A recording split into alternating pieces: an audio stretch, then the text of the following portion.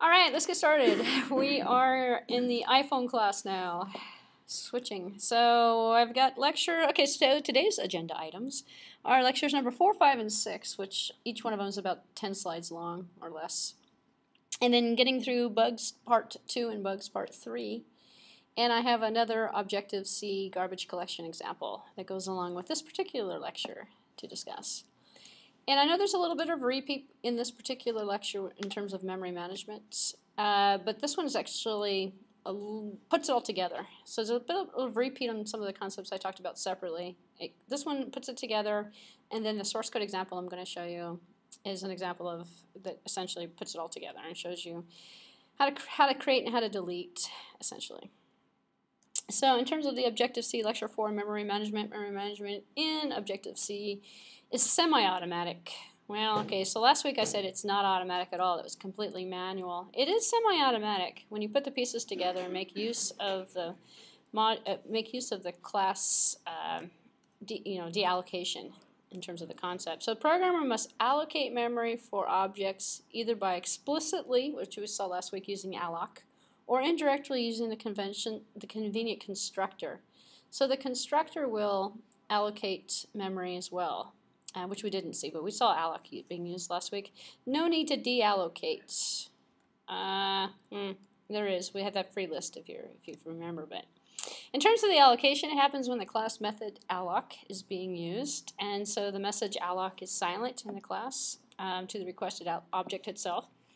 Alloc is inherited from NS object because everything in the language is inherited from NS object. Every alloc creates a new instance which is equal to an object. So we have instances of objects that are used for alloc that provide memory. So hello world alloc creates a new instance of the object. Hello world creates the memory for it too. So the class creates the object with all zeros in it and returns a pointer to it. So if we said hello world, and this is the same syntax we get in C++ or C, the reference for a pointer P equals hello world alloc. It's sort of similar to creating a pointer in C++. So the pointer P now points to the new instance. So this is equivalent to new hello world, but we don't have new, we have alloc instead, and the format's different because of the method invocation is different in Objective-C. So now we need to message to the instance. So now we can send a message to the instance through P. So we can go P something to communicate with it. So the reference counter, I covered this concept actually last week in terms of every instance that's called a reference counter. So each one of the instances is incremented. So it counts how many references are retaining that object. And then the counter is 1 after the allocation. So it does not count how many references exist to the object though. And examples in this lecture. Well, the example I'm going to show you is going to be the one that's going to basically represent that or explain that. So sending the retain message to the object itself increases the reference count to 1. Sending the release message decreases the reference count to 1. We did not see a source code example yet, which is what we'll see today. But last week I showed you that PDF file that actually kind of came and discussed that concept. So the reference counter equals the retain counter. When the reference counter reaches 0, when they balance out, then it becomes empty. So the object is automatically deallocated. The programmer does not deallocate. So it's automatic or semi-automatic, due to the situation in which you have to update the reference counter. If you don't update the reference counter, then you can actually delete. So you can deallocate manually, or you can rely upon the automatic method using the reference counter. But it's not the same as garbage collection that you get everywhere else, because it's not equivalent to automatic garbage collection. That's why they refer to it as semi-automatic. So we're looking at alloc, retain, and release in terms of the theory. So rules for memory management. The method that does an alloc or a retain must also do a release. So they work in pairs. It must contain the balance between them, so the alloc or the retain and the release. So if you're using alloc and retain, and you have to have the released that goes with it. If the method does alloc and return a pointer to the created object, then the method must do an auto release instead of a release. So we have an auto release in there. The calling code can do a retain release, but this is not a must. So It's an option that you could take with it, is to do the retain release. But the object itself has to use the auto, which is basically the auto release pool. And here it is here, and this is the new part I did not go over last week, which is why I kind of like this lecture anyway, because it adds new stuff. It just doesn't explain in a lot of detail the existing stuff we went over last week. So to the auto release, to work, the programmer must create an auto release pool using ns auto release pool, create the pool object, and it's auto release alloc. So it's allocating for the ms auto release pool, if I can say that right. So when Cocoa is used, the auto release pool is created automatically. The programmer does not need to do it. So to release the pool, all of the objects in it, you want to do a pool release, so, which is the same thing as the other pool, the other release we looked at. So we have some convenient constructors that can be used. And so this is a class method that allocates, initializes an object, same concept as a constructor in C++. The programmer is neither doing an alloc nor an init. So we're not doing either one of those two when we're using the constructor. Here's an example of the constructor, and the example I'm going to give you today runs through this. It uses a constructor. So we have the student with a name, and we have the name and the GPA, the new instance that's created, and then so it's going to create a new instance of the self-alloc, initialize student name and GPA, and return a new instance of, and then use an auto release. So essentially, the method sends alloc to self, which is the student class object. So another essential is that the method auto releases the instance because it returns the pointer to the created instance, hopefully. Not essential, the example uses an existing initializer, so it could use something else or initialize the student data directly if it needed to. So instead of using the technique that it does. Calling the convenient constructor, here we have ID student equals student name, and here's Joni and GPA is 3.8 in terms of the sending the parameters, and this is the essential creation of the stud, S-T-U-D, student object. So the message is sent to the student class object and it returns a pointer to it. The pointer is assigned to stud, S-T-U-D. The calling code does neither an alloc nor an init, as we've seen, and an auto release must be in place. So the auto release is at the end of the code itself. So instance auto release is when we're going to use that. So that was a little bit of information that we had not really put together from last week. And I put together the example here. Let me see if I can get this guy to go bigger. It's one file, actually. There we go. It's bigger. And you have to forgive the the spacing. It's kind of bad, actually. And it's all in one file. So we have a couple interfaces all in one file. We have the interface for the list. And we're going to do a list of students, and then we have a student object in here as well. So it's really not what I'd call the best programming example, but it does the trick. So interface list that's inherited from an S object, that's going to be taking a list copying, and it's going to take a list and copy to another list. And the list itself is going to use a public float A, B, and C, and we have we're using an init here. We're using implementation of the list. So this is where I say sloppy. I've got the interface and the implementation of list all in one file, which is kind of showing you that you can actually do it this way if you want to. You're supposed to break it out, however, into the multiple different files. But if you wanted to, you could be sloppy and do it this way. Not the most recommended way of doing it, though. So here we have the pointers to self A, self B, self C being equal to A1, AB, A2, excuse me, A1, B1, C1. And then method to print it out to the screen. Copy with the zone, copy with the memory. So we have a list alloc that's being performed here. And then on the interface object, we have the student object that's created for the interface, and we have the implementation of the student underneath it. And in the student, we're just going to use a name and an age, and there's going to be a list in there. And so the name and the age is going to be set for each one of the list items. And then the implementation of the students and it would be the code to implement the methods to get the name, to set the name, to print, to get the list, to set the list in terms of what students are going to be into this list. So we have a list, and we're putting students inside of the list. And the main down here on the bottom is essentially creating the two lists that we're going to create, and then it's basically representing that we're going to release. So we have from the student object ST and S2, we're allocating, and in terms of the allocation, we're allocating a student, initializing the student with the name John and Smith, using the constructor actually that's up here, printing the list, and then releasing the memory that's associated with the list.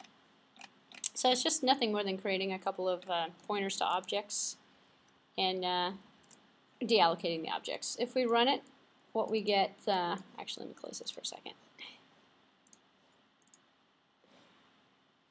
I don't know if I have any, if I introduced any typos. No, I didn't. It's still compiling, which is good. Linking. I'm just select, okay, successful. I'm just going to double click on the product here, and we'll see the window that comes out.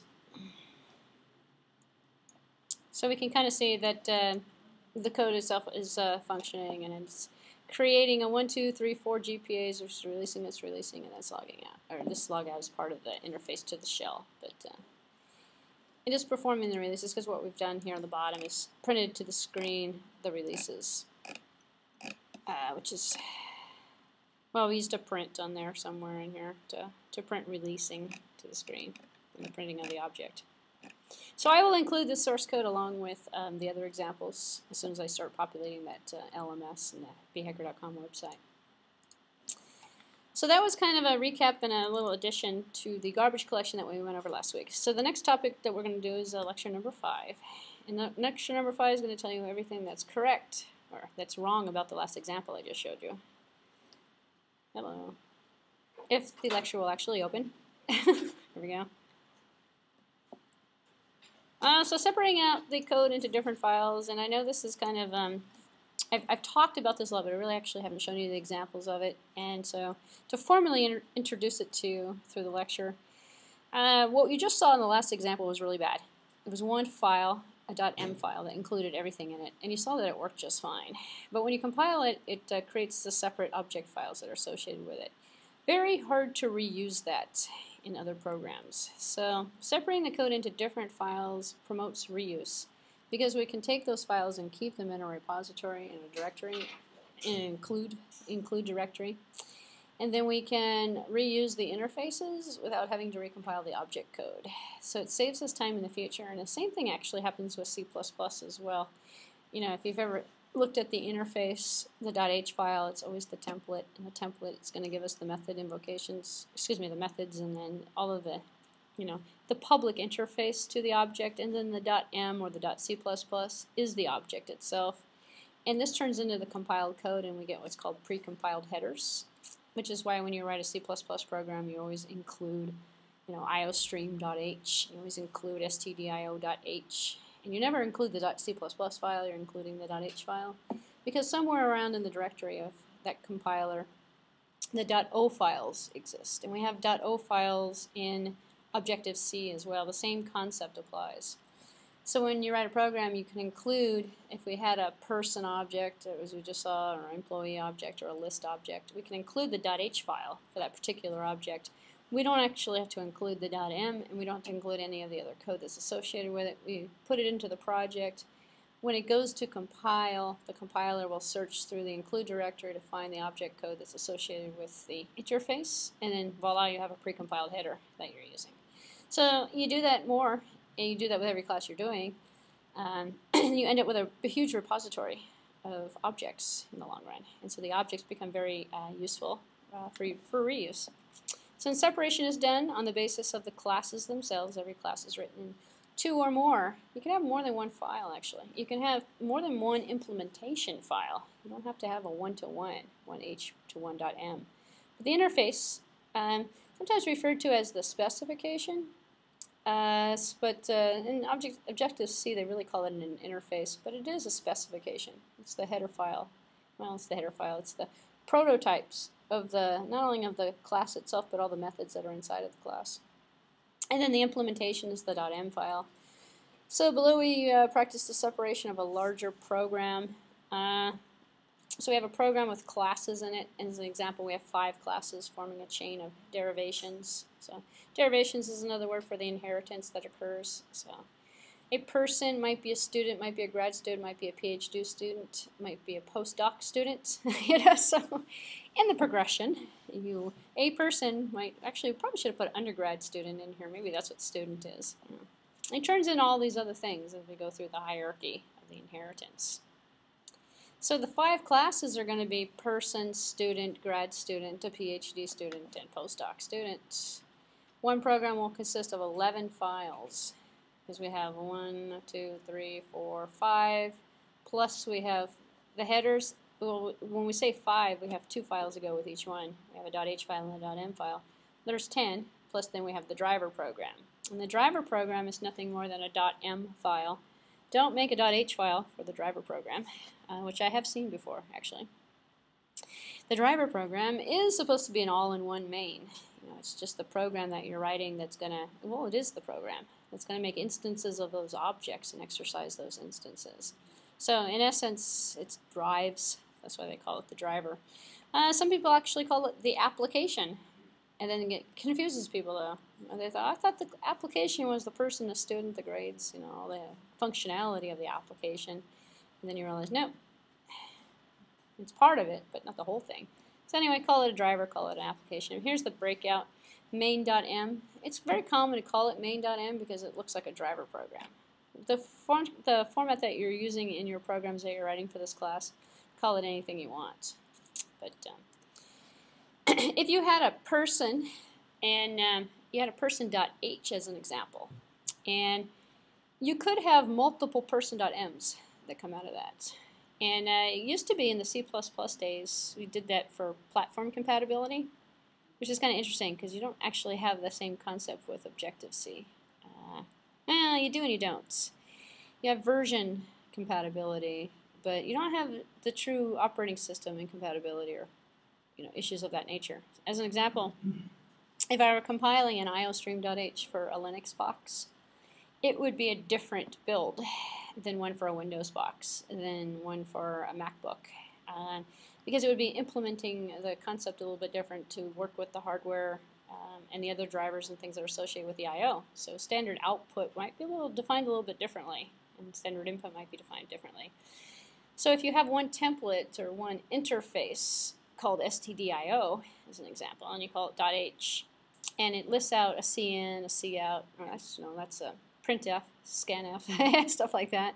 If you're looking at iostream, you got the cin, cout from a C++ perspective. You can have many different .c++ files that all implement different versions of it. You can have the same thing here as well. You can create a .m for the iPhone and have a .m for a non-iPhone application, or a .m for a console base versus instead of a Cocoa base or something. So you can still implement that same concept, which is how you're going to end up with multiple. Instead of just 2, you might end up with 3 or 4, depending upon how many different platforms you're building the application for. Because unlike Java, it is not cross-platform compatible. In fact, even applications themselves on the Mac aren't on the same platform. So, even though the iPhone uses the same foundation in theory, you have to recompile it for a regular application versus an iPhone application. So starting code with different files. I don't know why we have boxes, but every XXXM file includes the XXX file, H file. So person.h includes nsobject.h, for which it was inherited from. So every XXX file also includes the H files for its superclasses, which is interesting. So you don't actually have to include them, they're included automatically. As long as you include the lower end, the drive class. So in terms of compiling and linking, we first compile and link link on the command line using a general, Unix make utility. Nobody does that anymore. Unless you like doing things the hard way, you're going to use the command line utility. And if that's the case, you're going to need to install. You're going to install make utility. Or otherwise, and I did show you that in the first week of the class. I don't know if I really made a make file, though. I just used the GCC compiler on the command line. Later, what we did and use the IDE, the Xcode, for the development. So it's a little bit easier. If you're interested in the Make utility, it's a very useful software development utility because it kind of automates things. It's available on all systems. You can actually get one for the MacBook, no problem. Can serve a very complex purpose itself because you can mix and match different versions of .o files for different builds. As an example, if you want to, load up 5 different projects in Xcode, you'd have 5 different projects where you'd have to cut and paste between the projects to actually get like consistent functionality for upgrades and for changes. But if you only had one set of files and you had different objects already created, different .m implementations, and you included all the .h's, you can create 5 different make utilities, which are text. They're little ASCII text files. You take up Notepad or something and you write a little text edit, a couple lines of text commands. And then you can make a build for iPhone, build for Android, or not Android, but build for Cocoa, or build for something else. And it's easier. Even though it sounds like more work, it actually ends up being easier. So people still use the makefiles, long story short. So below we show a concrete example here. We have the the example compiles a link of 11 files from the above program with a chain of derivations. And here it is. This would be the content of the makefile. And after you make the file, you just run. So we have a runnable run. So the top target is the runnable run. It depends on 6 object files, and these are the object files. These are the main.o, person.o, and these are the ones I'm talking about. You can change them around just putting them in different directories. You can change which O's go into which compiled program. So you can make one that works on different platforms. Top target also depends on this particular line here, run. Just basically specifying the files themselves. The build link that links all of the .o's together is a GCC command that's going to do the link. And we also have to include the framework and the foundation, which is the same thing as that Xcode is doing for us automatically. So each XXO file depends on the .h files and the .m files that are produced by the GCC compilation. So the dependencies and the build lines are similar to this right here. And we have the .o, the .h's, and the .m's.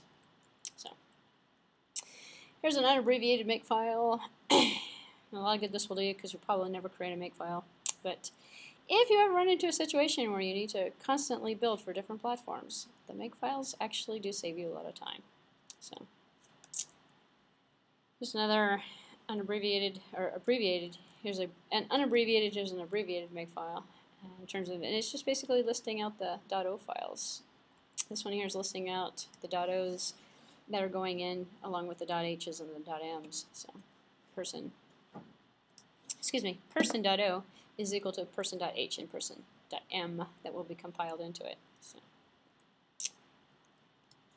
So that was number 5, everything you ever wanted to know about makefiles and never wanted to use, and probably will never use because you'll use Xcode instead. But we know we can compile from a command prompt. We did that the first week of class. GCC works. And it's the same GCC as you're using for C++. Compiles Objective-C. And if you haven't figured it out, you can write C++ code in Objective-C. It supports it as well.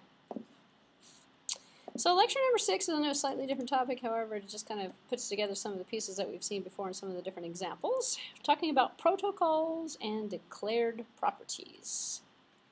So what's a protocol? Well, it's a rule. So a formal protocol. Formal protocol is a collection of method declarations defined independently of any class. As an example here, we have protocol proto1 that has a print, a show, and a compute method. So it can be used inside. So this is a formal protocol, by the way.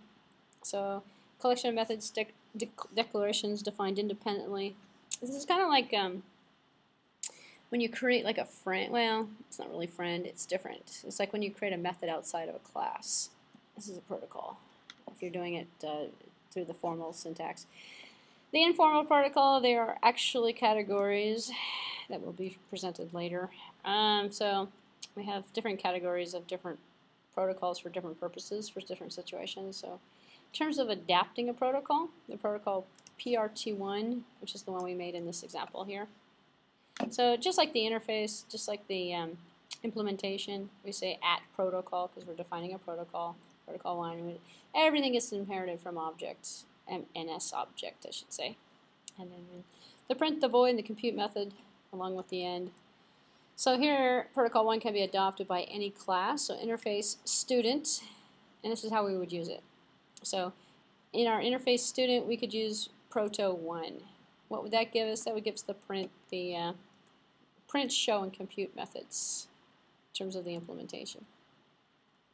So it's sort of like an interface in Java, actually, interface classes.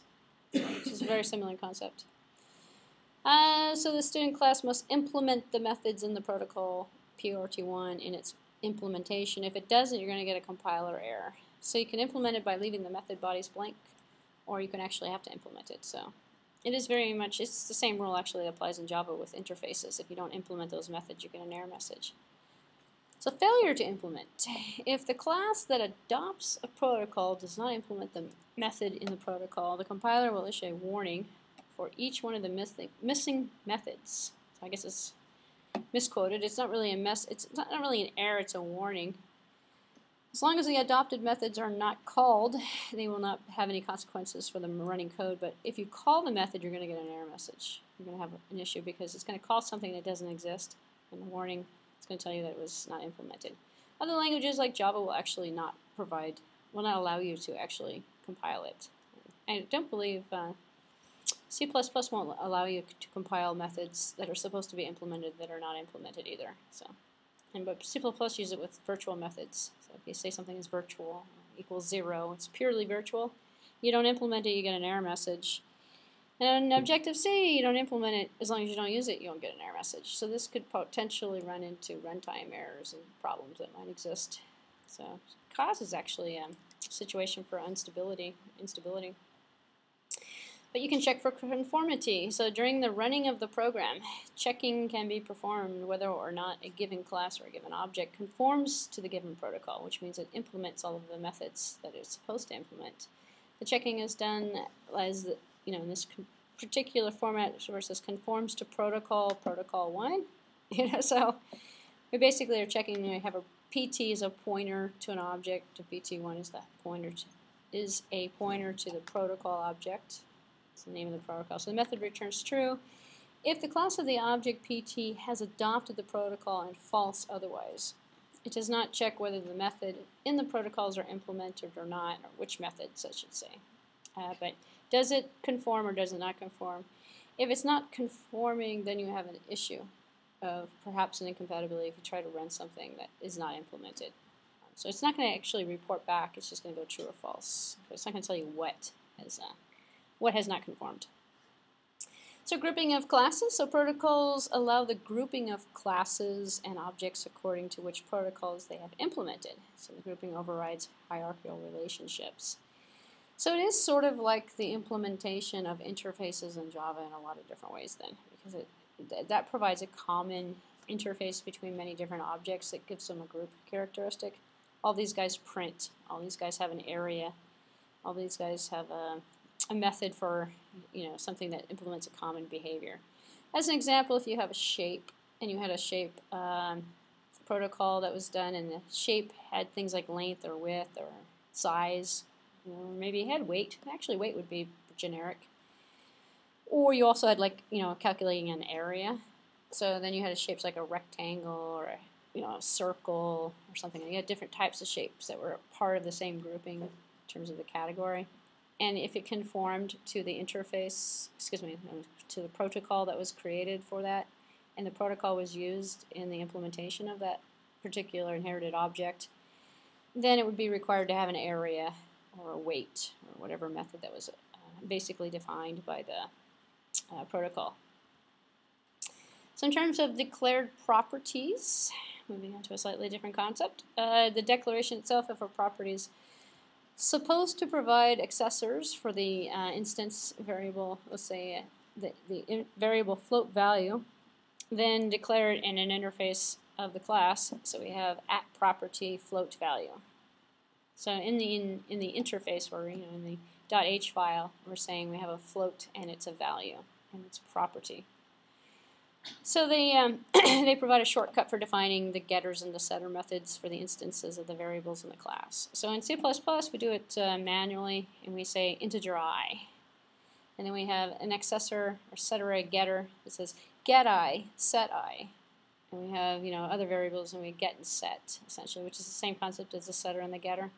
Here we can sort of automate it by calling it a property, and then we can set the property, and we can get the property. Setting is changing the value, getting is returning it, showing it to the user, or using it for something. So they serve only as the convenience to the programmer. They are not essential feature. Everything that can be done with the basic Objective-C features alone. So everything can be done without using properties, is what this basically is trying to tell you. And they work in conjunction with the synthesize directive. So in terms of declared property specifics, if a programmer sticks to the defaults, then there is a convenience in programming of the accessor methods if you're using the defaults, because then you have the kind of the format set down correctly. The name of the declared property is the same as the instance variable, XYZ. Whoops. Hello. Not quite sure what happened there. Computer seems to be challenged these days. All right, so. And the created accessor methods are XYZ for the getter, set XYZ for the setter. So, and I don't actually follow this convention. Actually, I get XYZ as set XYZ if I'm doing it manually, especially if I want to actually consider it a setter and a getter. So, you can override the defaults. So all defaults of properties can be overwritten. And these are if you're setting the defaults of the properties themselves. And the default names are going to be the name of it, and plus the set the name of it. So the name of the property can be different from the instance variable itself, and then the names of the getters and the setters can be set as desired as well. So you can call that get XYZ and set XYZ if you want. And the property can be set to do either assign or retain or copy in a setter method. So the synthesize directive tells which instance variable a declaration property refers to.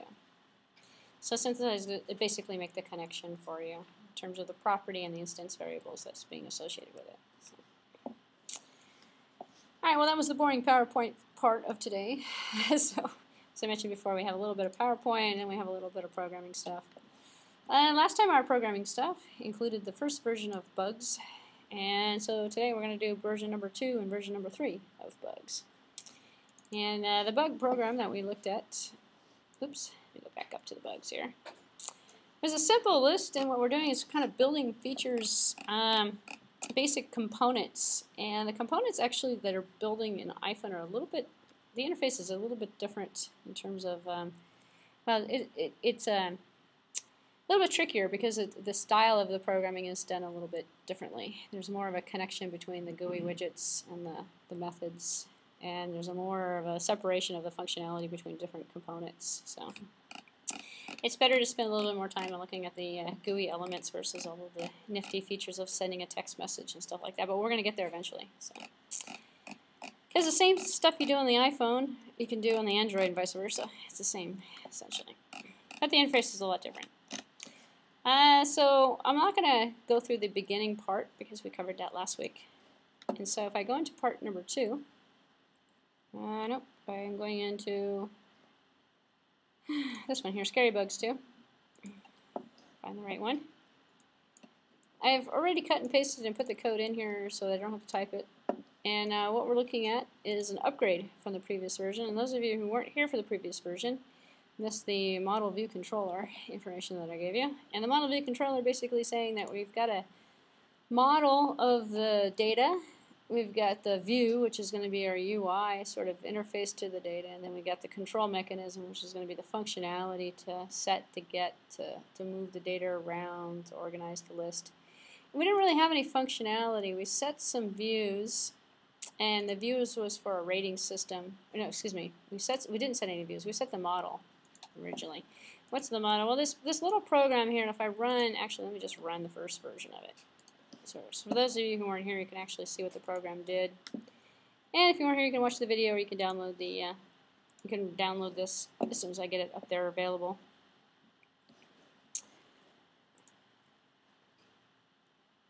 I am running the first version so you can see what the interface looks like. And this emulator runs so much better. Of course, it's on an iPad. I wonder why I did that. Yeah, it's on an iPad, so I gotta make it bigger. So what does Scary Bugs do? It gives us a list of scary bugs. That's what it did. We had some images that we downloaded and we dragged into a directory, and we had some names that we put on a basic view. And there's no functionality on this. If we click on the items, it doesn't do anything for us.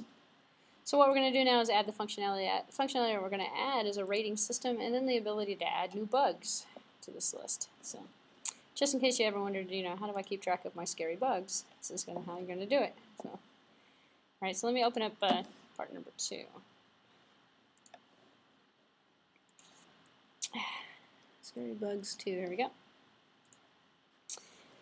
All right. So in Scary Bugs version 2. We are building upon the same project, so you can actually save the project, save as if you want to do that, or you can just build upon the same one. And so in the first part, we didn't have a rating system to see which one was going to be scarier than the other. So it's the second part. So in the first part, we created the app and contained a list of bugs and a table view, as we saw. So in the second part, we're going to cover that. We're going to create a detailed view of the view of the larger bugs. So when you click on it, it brings up another screen, and the other screen that picks up is going to have a bigger version of the bug with the ratings on the bottom of it. So in the third part, we're going to add the new bugs. We're going to add the third part is actually going to add the icon for the add option for the new bugs. So we can put a new bug in there, add an icon and default image. So view controllers. So now we have a list of bugs. All we did was the model at this point. So the view part of it is the appearance of each one of the list items. So we have a controller that controls the view and the switching of the views in terms of the model. And so now we have a list of bugs. It would be nice to be able to tap on the bugs themselves and bring them up in a screen. And then we can edit the bug name in the picture and rate the bug. So most of the time, the iPhone app is a very screen-to-screen oriented. So the view controller is for the screen. So we have the view or the screen, and which would end up being the part of the model as well. But the view controller is going to control what appears on the screen and how the screens go from one screen to another. So now we're ready to have one view controller for our table view, the root view controller. So now we can have a second for our detailed screens. So we can have a detailed root, a detailed controller. So each view controller can contain multiple different views inside of it. So we're building a hierarchy of control. So in our table view, we just have a single view, a table view. And so we can have different view controllers. We don't need a bunch of them, but we can, create ones that are giving us the functionality that we need. You're also going to need to download some stuff to work with this project. And as I mentioned before, I gave you the website and I gave you the location for it, so I'm not going to repeat that stuff. Look at the next video from last week if you're interested in that. And eventually I'm going to have these projects actually made available for you, but they're going to be essentially the same as what you can get from the website. So we're going to need a 5-star rating view for the details, so we can download those little images of those people, the faces, or you can actually use any image you want in here. So we can make another tutorial that says how to make a custom UI view 5-star rating system. He's got all of the icons that are associated with that, and for the user to click on. Inside of this extra stuff for Scary Bugs package. So you can go there, and if you did that already in step number 1, you have it. You've already downloaded it, so you can keep it. So go ahead and download them. Create a new group called Views in Xcode, and drag the rateview.h and the rateview.m to that one. So the code that he's having you use is actually pre-existing already, because it's the rate view. So in terms of the views, we've got dragged in here, this is what he's referring to in the example, rateview.h and rateview.m, which is the implementation. And this is pre-existing code. In fact, most of this example is using pre-existing code that he's either having you cut and paste or add from another source. So we've got the functionality for the view. You're going to repeat it for the images themselves for the helper. So there's a helper section as well. And helpers are right here, right above it. And in the helper section we have I'll just open up this one here, the image helper, which is going to basically resize the image for us, crop it, make it fit in the window. Because not all these images are the same size. So when you press on the list item itself, I keep saying click, but it's really supposed to be a touch control. And when you press on the menu item or the list item, it's supposed to open up into another window. So the helper is going to resize everything so it shows up at the correct proportion and things of that nature. Otherwise, the image might take up the entire screen and you won't be able to see the name or the description underneath it. And again, you're dragging and dropping different things. And then there are the faces themselves, the shock faces, that was made by this guy's wife, actually, according to his comment here, that you're going to put in the resource group. And so the resource group here, that has the pictures of the bugs, also has the pictures of the scary faces. So scary, shocked face number 2 looks like this. This is supposed to be a shocked face. But, you can put 5 shocked spaces up there. And when you click on them, the shocked face turns into the filled one. If it's empty, that means you're rating it 1, 2, 3, 4. So you're selecting it. So these are the shocked faces that are empty, and then we have the one that's full, so it's colored. So really all we're doing with this rating application, or rating part of the functionality, is changing an image from empty to full. Here's a half one, so it's, you wanted to go 2.5. You'd click on 1, you click on 2, and then you click on a half one. So to get half of them. So, and the way you get these into the project is just dragging and dropping, sticking it in. So, and I believe I left his logo alone. Yes, I did. Very good. And one of the projects I actually put the IT logo in there instead. And these are all the pictures of the bugs that we've got from part 1 that should have already been in there. So you can create your own view controller with the interface builder. And so we'll take a look at the interface builder, which we have looked at in the first part of the Hello World example, if you've seen that. So now we're finally ready. We're going to right-click on the View Controllers group and then click on the Add New File and then choose Coca class for the UI View Controller class, and then make with the XIB for the user interface. So make sure that's checked and no other ones are checked. And if we do that, we're creating a new class. It's the View Controller. It's going to be a subclass actually. That's going to show up, which is already done. Let me close this one here. And oops, here it is. The XIB, this is the edit one. Hold on 1 second. Where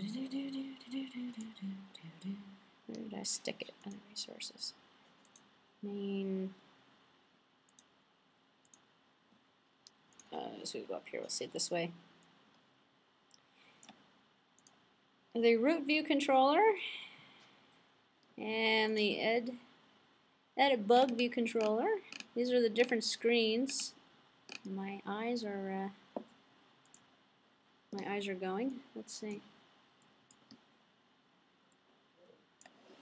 So the first one that we're going to look at, they're actually all pre-created, but they're hard to see because they're all mixed in together. Well, I mixed them in together. So in terms of this one here, what we're doing is we're going to do the edit bug view controller. So I did find that one. And when we double click on the file, this is going to bring us up into the, let me find the right file again, edit view controller, here it is. When we double click on it, it should bring up the interface tool.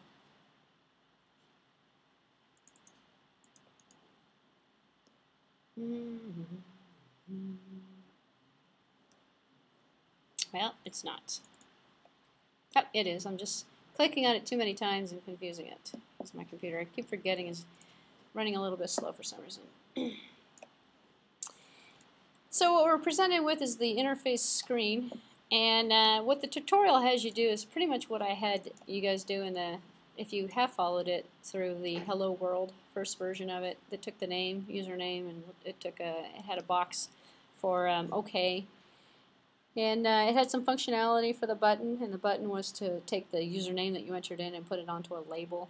And we dragged and dropped from the interface builder the information that was associated with the functionality so that we can tie them together, link the functionalities together, which is what we're doing in this particular stage of the project development. So in terms of, go back to here, we're clicking on the edit bug, we're looking at it in terms of the project itself. In terms of the edit bug, we have all three components of it. So we can see what we have in the project. We have the controller.h, we have the controller.m, and then we have the controller.xib file. So if I go, let's just go in the view controller here. Here are the three files that I'm referring to. And so we can see, let me make this a little bit bigger. There we go. You can see that we have the properties set, and then we have the add picture tapped functionality for the action for the buttons, and then we have the title field value change. So we can change the name of the bugs, we can add a picture for the bug in terms of the functionality, and this is all going to be programmed in here. If we separate it out, this is the reason why I'm showing it to you, if we separate it out into the different components that are associated with it, when we go to connect the functionality, it's already there for us. I mean, it's associated with the view that we're interested in. So if we have an edit view controller here, and then we have a scary bug, we have another controller in another location. If we keep the implementation close to the XIB, then we can link the functionality for the buttons and for the boxes and not get confused in terms of what method was for what kind of thing, which is why it's kind of grouped like this. And it's pretty common actually to see the groupings like this. So that the XIB thing is, what's the XIB thing all about? When you double click on it, it opens up the screen here that we just looked at a few minutes ago. I already built it for you. So this screen that we looked at had this on it. That was a pre-built version of it. And we did this already. If we go into library, in the interface builder itself, if we go into the library, we see items. And we can drag and drop the items. If we can't find the items, we can search on them, and we can literally drag them over and add them to the interface, which is what we're doing in this next step. But you guys can do it on your own. There's no reason why I have to go through and do this for you. So the next part of this tutorial is basically having you add the items for the GUI onto the canvas that we have already on there already. This is the library. This is the library, but it's on the right-hand side instead of the left-hand side. And the items are being dragged and dropped over. And so the XIB file itself is the interface builder file. It's a visual. It's going to construct using the Xcode. It's not a uniform kind of file format. You can't use it in other applications. It's only going to be used by the interface builder. So the easiest way to understand is to try it out, actually, to do it. This particular code down here, you're going to cut and paste and put it into the edit bug view controller. So again, he's having you cut and paste the code and put it into the .h and the .c++ file.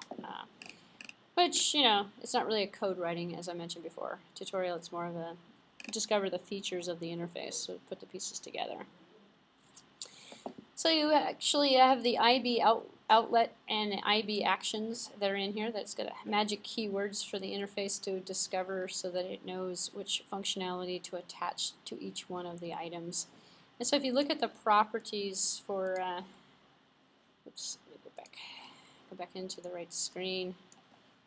We had the library button up here as well. If we go into the, oops, let's take a look at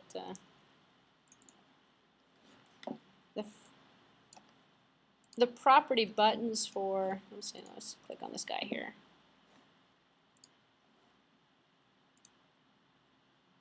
We can see we've already kind of linked it up, the picture tapped. And the reason why we're keeping it separate is we only get the options for the buttons that we're going to use on this particular form.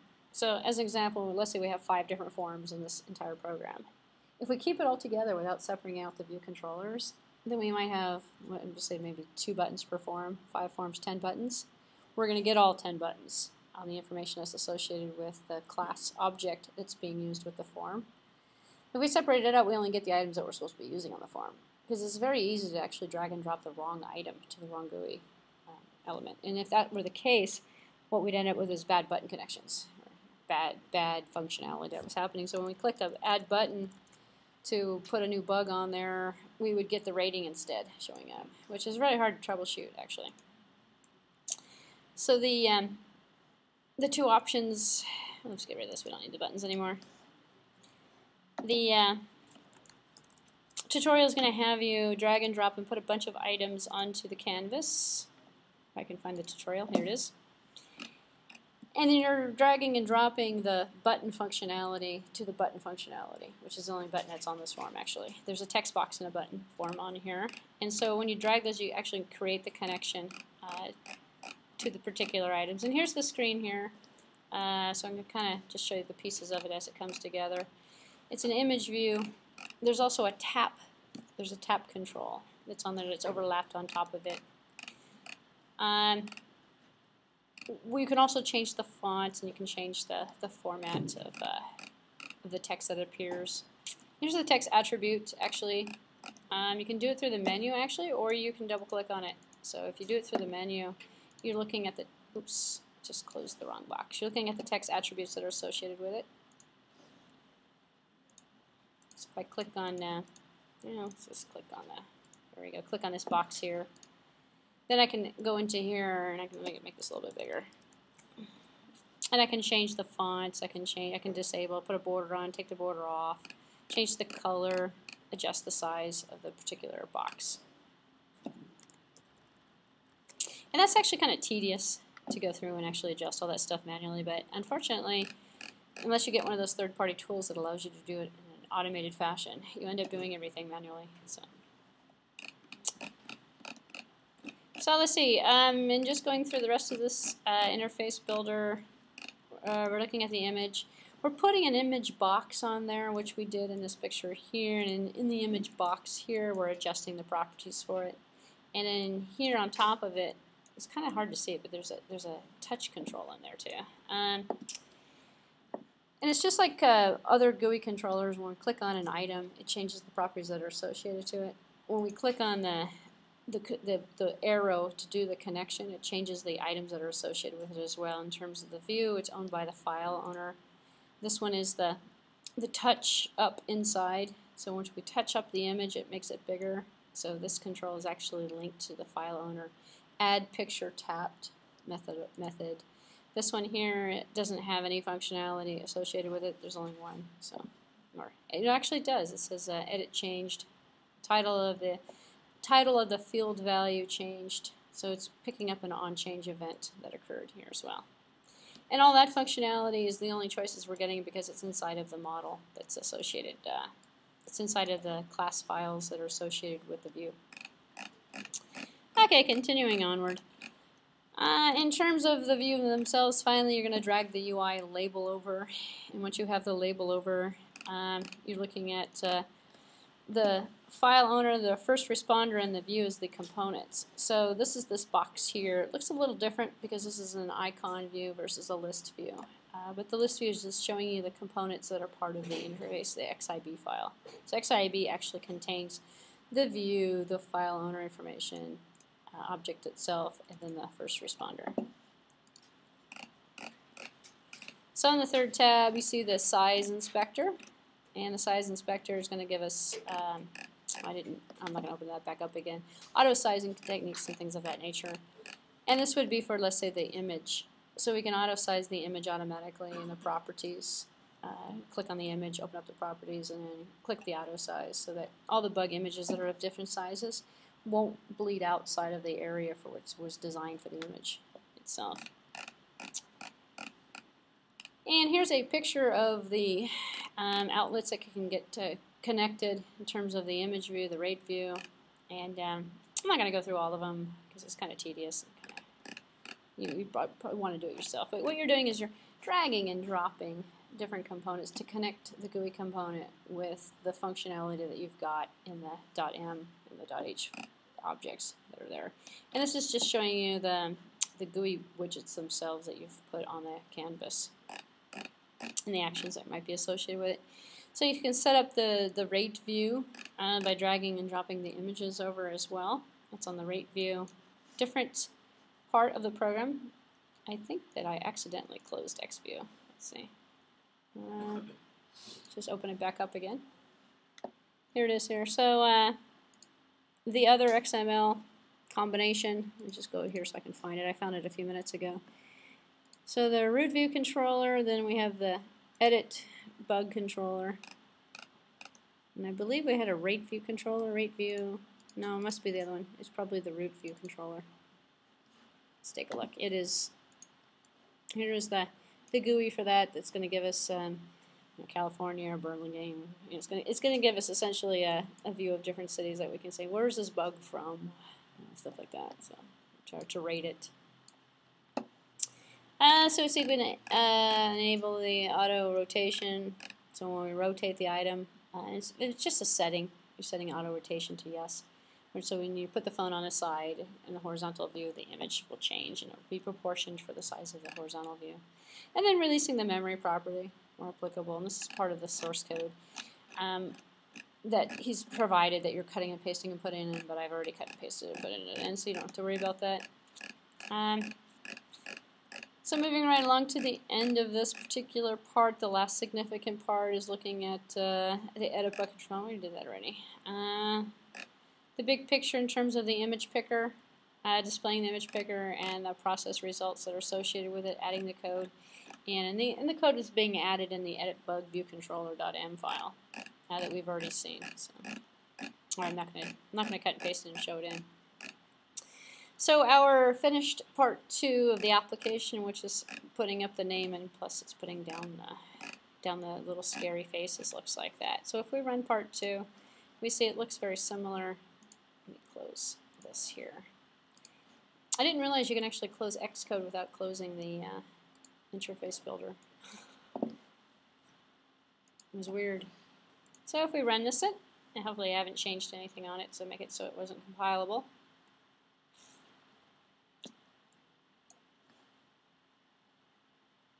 We see, make this a little bigger. If we click on it, this is the new part. So this was the part number 1. If we click on it, now we see part number 2. We do have the functionality for the rating system. So we can now rate bugs as well. I don't know how you get the half on there though. But, we can also change the names of the bug as well by clicking in here and saying spidered. There we go. So that's pretty good functionality in terms of a simple rate bug program. The third actually is a simple part, and excuse me. Part 3 adds in not that much complexity, and I also have just already created it, so I don't have to go through the process of the tedious manipulation. But let's see. And as I was saying before, I'll include the source code files as well as the PDF files, so you can go through it on your own. But in part number 3,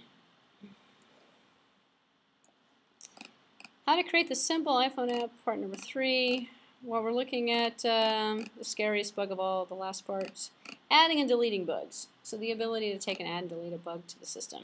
And all of it's being stored in a text file, so we can have a list of bugs that we have associated with it. So everything's working great so far.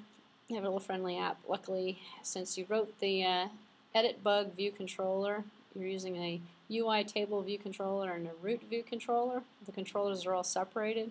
Most of the infrastructure is now ready, now in place. So there's 3 changes that need to be made, and you make it to the root view controller. So setting the navigational bar buttons.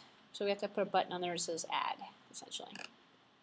And once we put the add in, that's on the root, that's on the edit bug controller. Implementing the table view, commenting out, or definitely changing the row style that's going on. Handling adding a new bug, essentially he's giving you the code as well. You're cutting and pasting and putting it in. And the code itself is going to add my scary bug. It's going to essentially, oops, I forgot to release. It's going to essentially add the new item to the pool that's already in existence in terms of the allocation. So tap on the add button with some default values already put in terms of the array that's created. You're going to run the code, adding a new item and using a default image. So your application is going to look pretty amusing if it uses a default image. And there's some optimization that can actually be done with this to make it run a little bit faster as well. This is kind of a slow method, actually. So you can download different logos and different images, and I believe I showed you the project list last time, and the project list that I showed you was in the plist file. Let's take a look here.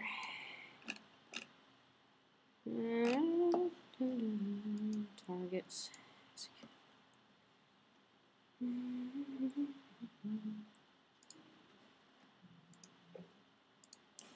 Well, I'm not going to look for it right now because I have no idea where I stuck it.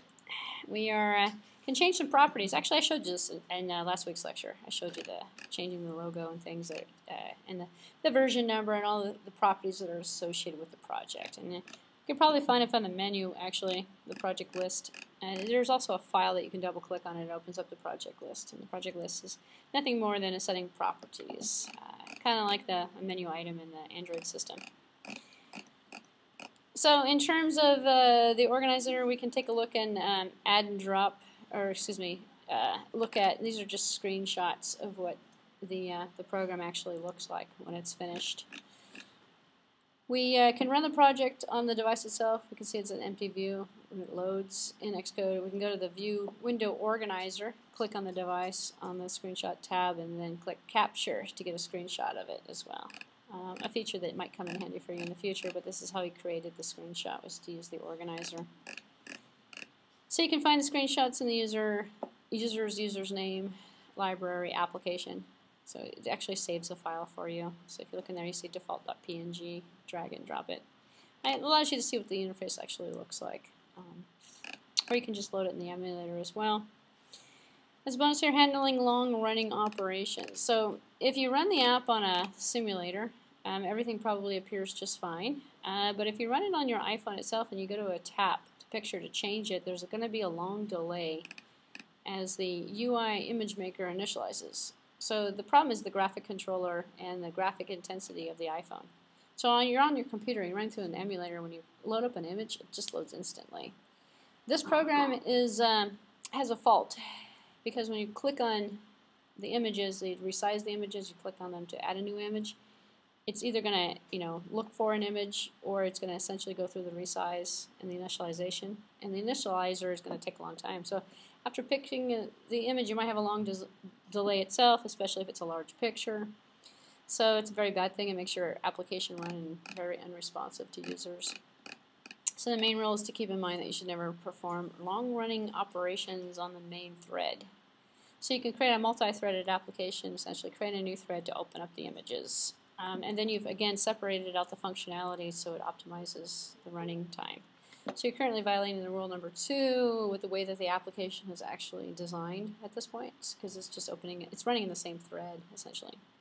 So instead you can run it in a background thread. Ideally the operation would be done in the background using continues, while the user interface continues to show the background process is calculating out and running in without the overhead of the GUI in front of it.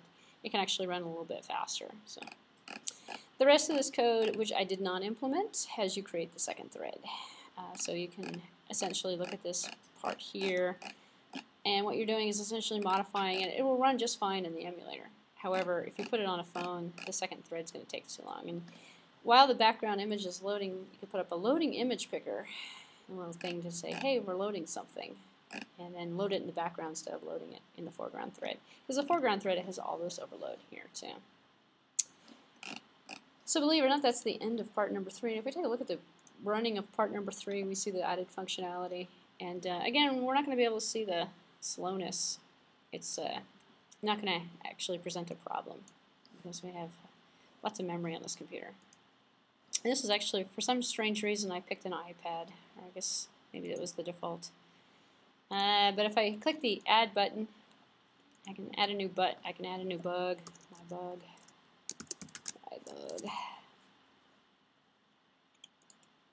And tap to change the image. This is the part that was supposed to take a while, no photos. Well, I didn't put any photos in there.